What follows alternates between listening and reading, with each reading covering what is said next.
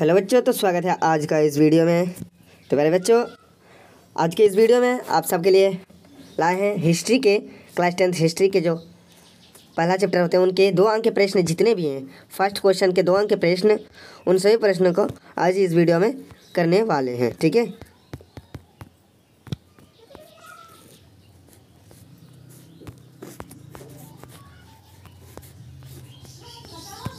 जी हाँ प्यारे बच्चों, तो चलिए शुरू करते हैं।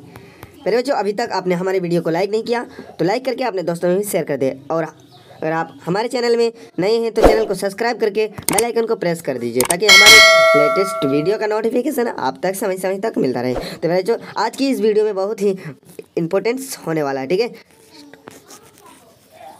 History chapter 1 class 10। ठीक है, तो प्यारे बच्चों चलिए देखते हैं। क्वेश्चन है, पहला क्वेश्चन है क्या मेरे, राष्ट्रवाद किसे कहते हैं। ये तो सबको पता होगा कि राष्ट्रवाद आखिर होता क्या है या किसे कहते हैं। ठीक है, तो ये जो होता है क्या, अपने देश के प्रति प्रेम की भावनाओं को, अपने देश के प्रति प्रेम की भावनाओं को ही राष्ट्रवाद कहते हैं। इसे और भी लंबा कर सकते हैं। ठीक है, अब देखिए ये जो क्वेश्चन है ना, ये बहुत ही इंपॉर्टेंट क्वेश्चन है मेरे बच्चों, ये बहुत ही मस्ट क्वेश्चन है। मैजनी कौन है, ये बार बार पूछा जाता है बोर्ड एग्जाम में। ठीक है, तो आपको इस क्वेश्चन को बिल्कुल ही VVI कर लेना है। ठीक है जी, बिल्कुल ही VVI कर लेना है। जी हाँ, तो चलिए, मैजनी कौन है।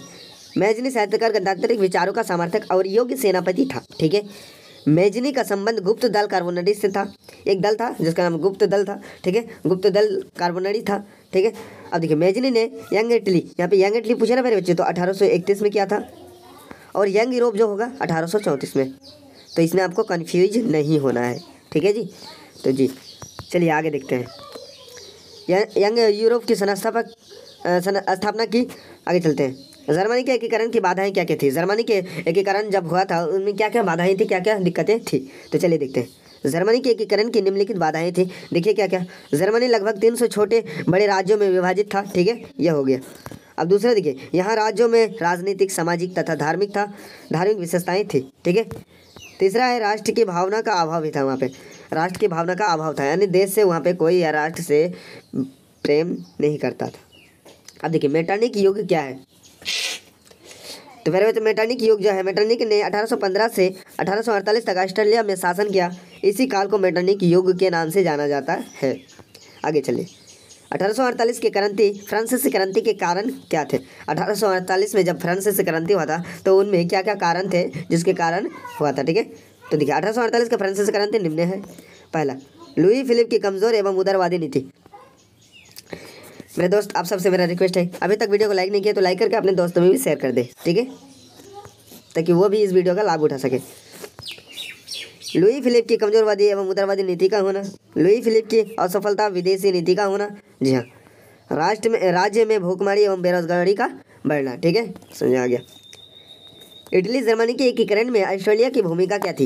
इटली और जर्मनी के एकीकरण में ऑस्ट्रेलिया मतलब किस तरह से उसका मदद किया, वही है। ठीक है, तो ये देखिए, इटली और जर्मनी के एकीकरण में ऑस्ट्रेलिया बाधक बना हुआ था। ठीक है, इटली 1830 की क्रांति के बाद इटली में कमज़ोर नागरिक आंदोलन शुरू हुआ। ठीक है, उसके बाद ये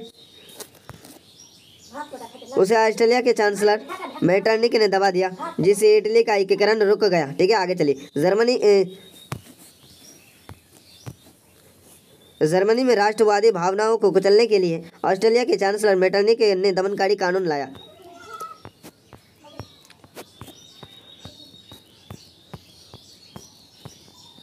जिससे जर्मनी के एकीकरण में बाधा हुई। ठीक है, चलिए आगे। 7वां क्वेश्चन है मेरे बच्चों,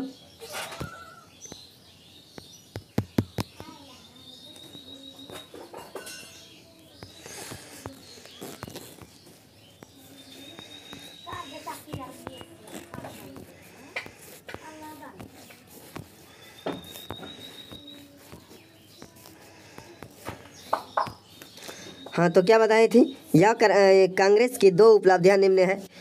क्या क्या, वियना कांग्रेस द्वारा पूर्व राजवंश की पुनः स्थापना की। वियना कांग्रेस द्वारा लुई 18वां को फ्रांस का राजा बनाना। ठीक है, अब देखिए गैरीवाल्डी का क्या क्या कार्य था। गैरिबाल्डी का मानना था कि इटली का एकीकरण युद्ध के बिना संभव नहीं है, इसीलिए उन्होंने आक्रमण की नीति अपनाई। लाल कुर्ती और स्थानीय किसानों की सहायता से सिसिली और नेपल्स पर अपना अधिकार कायम किया। किसने किया? गैरिबाल्डी ने। ठीक है, इनको सर्डिनिया में मिला लिया। गैरिबाल्डी पोप पर भी आक्रमण करना चाहता था, परंतु काउंट कबूल ने इसकी अनुमति नहीं दी। 9वां क्वेश्चन है मेरे बच्चों, और ये लास्ट क्वेश्चन है इस चैप्टर का। ठीक है, जर्मनी के एकीकरण के लिए बिस्मार्क ने कौन सी नीति अपनाई? तो जर्मनी के एकीकरण के लिए बिस्मार्क ने रक्त और लौह नीति का अवलंबन किया था, तो वही होगा।